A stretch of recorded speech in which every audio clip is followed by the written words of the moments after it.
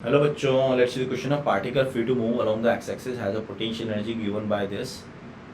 K is a positive constant, appropriate dimension. Then तो बच्चों पहले अगर अपन ये देखें यहाँ से कि फोर्स कितना होगा इसके पास, तो फोर्स के लिए मुझे करना होगा इसका minus D by d x. तो फोर्स जो आएगा वो आएगा आपके पास, डिफ्रेंशिएट करूँगा इसको तो minus two x into k into e की पावर माइनस एक्स स्क्वायर. तो अगर मैं f को ज़ीरो करना चाहता हूँ तो f ज़ीरो कहाँ मिलेगा मुझे, x बराबर ज़ीरो पर. So hence x is equal to zero is equilibrium. ये क्या है आपकी इक्विलिब्रियम, ठीक है.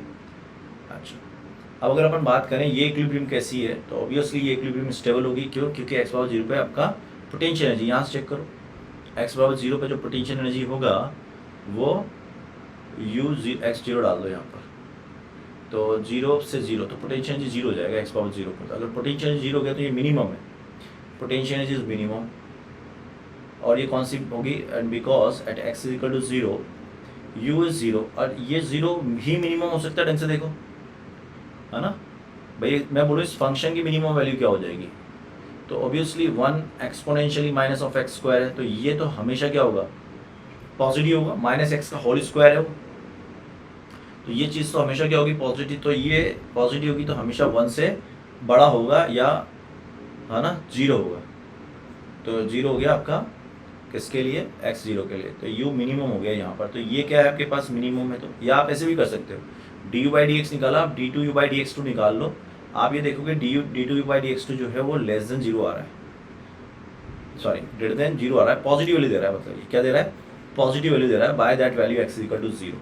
तो ये मिनिमम पॉइंट हो गया. तो यहाँ पर क्या हो गया, स्टेबल हो गया. कहाँ पर, so equilibrium is stable, equilibrium is stable at x is equal to zero. दूसरी चीज क्या है, point away from the origin the particle is unstable equilibrium.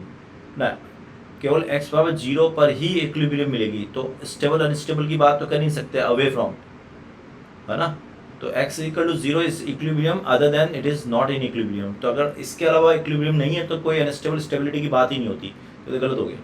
For any finite non zero value x there is a force directed towards away from the origin.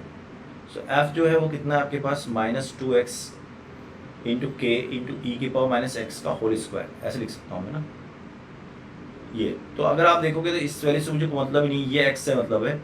तो f is always proportional to what, minus x for small displacement, for x small. तो ऐसा है तो condition क्या हो गया, force is always directed towards the origin. तो ये भी गलत हो गया. If it's total mechanical energy is k by two, it has a minimum kinetic energy at the origin. बच्चों ओरिजिन क्या है, मीन पोजीशन है, इज मीन पोजीशन, तो उसकी काइनेटिक एनर्जी तो मैक्सिमम होगी क्योंकि ये SHM कर रहा है, ठीक है. So it is performing SHM, तो वेलोसिटी तो मैक्सिमम होगी वहाँ. ये गलत हो गया. Force small displacement from x equal to zero, the motion is, देखो स्मॉल डिस्प्लेसमेंट की बात कर दी, तो स्मॉल डिस्प्लेसमेंट के लिए f प्रोपोर्शनल टू क्या आ रहा है, तो ये SHM हो जाएगा. D option is correct. All the best.